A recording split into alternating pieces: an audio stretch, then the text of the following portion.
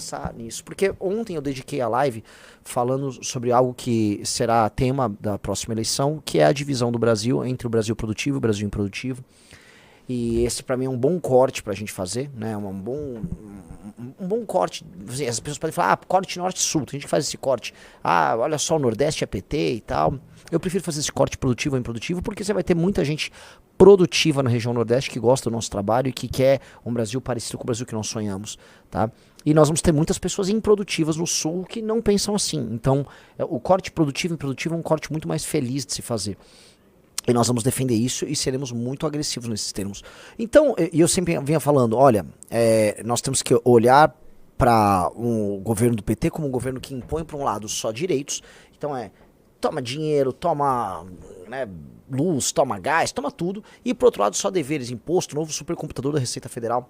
Qual é a novidade aqui que eu acho que a gente precisa colocar em perspectiva? O governo foi taxar mais uma vez, né? E aí eles tentaram fazer uma pintura. Qual é a história que eles iam contar? Eu vou taxar bancos e vou taxar também as bets, né? E aí era a historinha que eles iam dar a casca. A gente precisa entender que em tempos de redes sociais é muito difícil você fazer a manutenção dessas histórias sem a devida oposição. Ainda que é possível você, em parte, mobilizar seus militantes e tentar ir para enganação pura e simples.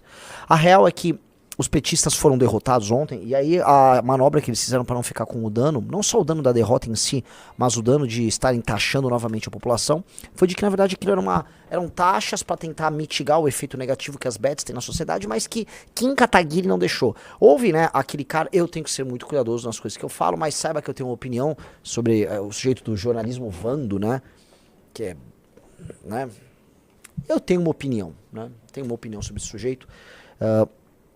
E ele foi lá correr pra, o Kim Kataguiri, Betts, o que é fake news pura e simples. Eu preciso repetir aqui, isso aí é fake news, ó. O deputado Kim Kataguiri do MBL é a favor da legalização dos partidos nazistas, mas é contra a taxação das bets. Ele mentiu 2 vezes, né? E ao mentir 2 vezes, ele vai ter que encarar aí suas declarações estúpidas, né? As consequências das suas declarações estúpidas. Mas a real é que, assim, a mentira, ela não dura 1 segundo. Porque, põe na tela, senhor Rafa Almeida Riso. Relator da MP alternativa ao IOF retira aumento de tributação de bets e a arrecadação prevista deve cair 3 bi em 2026. Quem é a pessoa que relatou o MP e retirou a tributação das bets?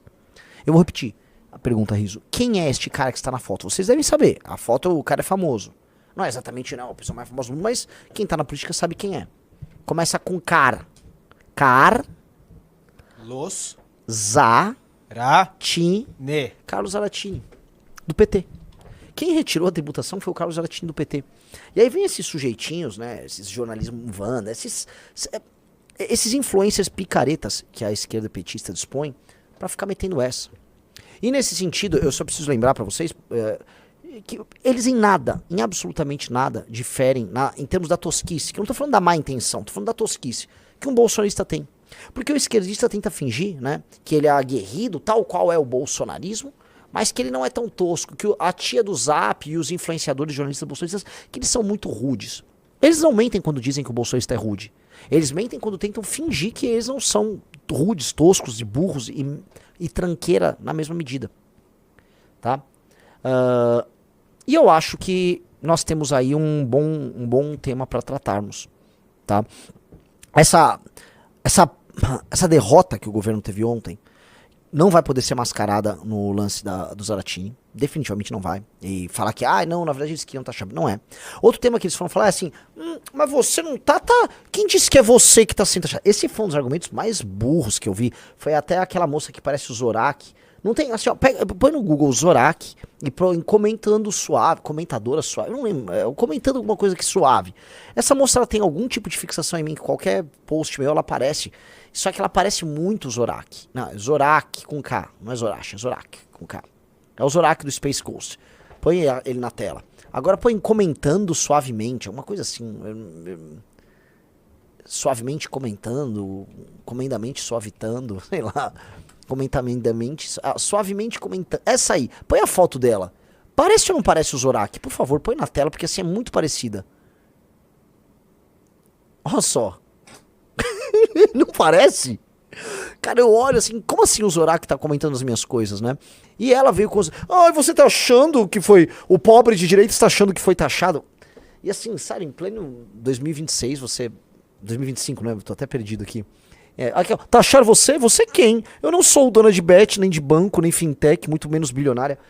Ela tava falando basicamente que a taxação não vai incidir sobre o consumidor no final, ou o cliente no final. Sério, é meio ginasial, né? Cara, assim, volta pro Space Ghost, Coast to Coast, sabe? Vai enfrentar o Space Ghost, ele sempre tirava... Porque... Eu só entreguei muito a idade com essa piada aqui, tá? Mas tudo bem. Isso é bem infantil. Bem infantil. Por exemplo, você começar a taxar LCA, isso vai incidir diretamente no preço do dinheiro que vai parar com o agro.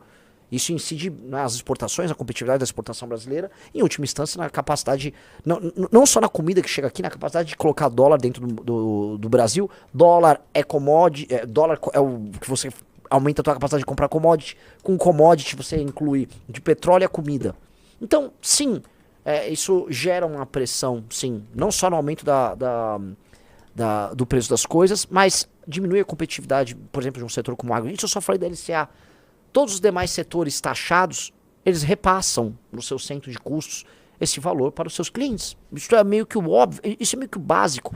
E eu fico um pouco assustado, porque essas pessoas dizem aí, né? Não, veja só, nós aqui, marxistas, não estamos preocupados com outros assuntos, estamos preocupados com as questões materiais, são cheios de planos.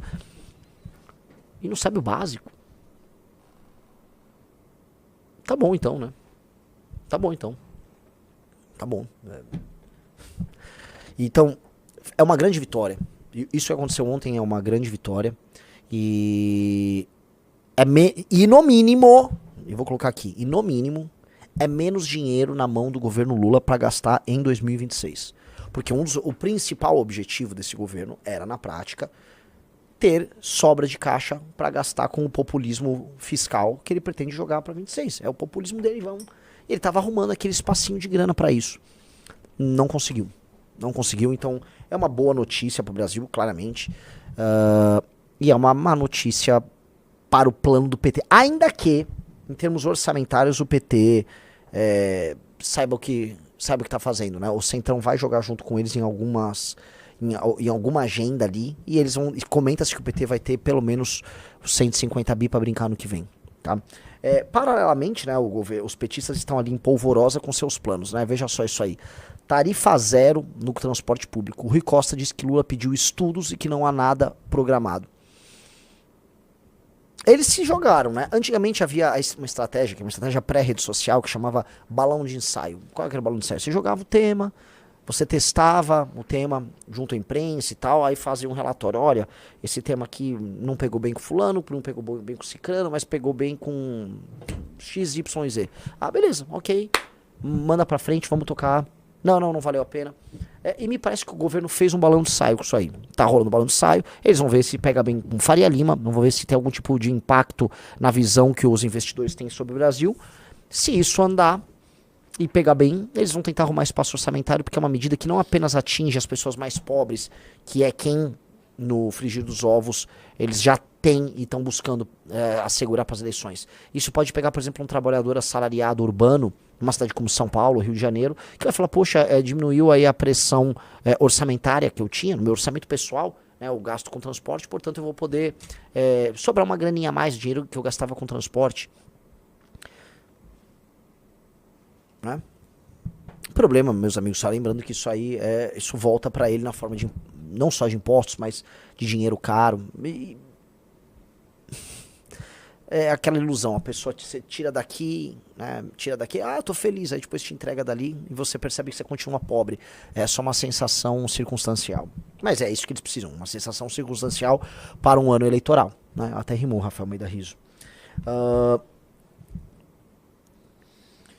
Pessoal, like na live para fazer essa live crescer. Uhum.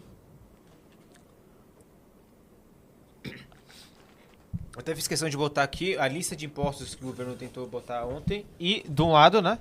Sim. E do outro, para onde iriam esses impostos. Maravilhoso isso. Gostei da comparação que você fez. É isso. Aqui de um lado, tá, pro Brasil que trabalha e produz, toma ele taxa. E do outro, tome, joga o dinheiro aí na base. Joga o dinheiro na base. Que é o modelo de compra de votos. E é muito legal que assim, o PT sequer tá disfarçando. É só compra de votos pura e simples. É só a linguagem da compra de votos, é só o método da compra de votos. É o Brasil da compra de votos. Cara, isso faliu.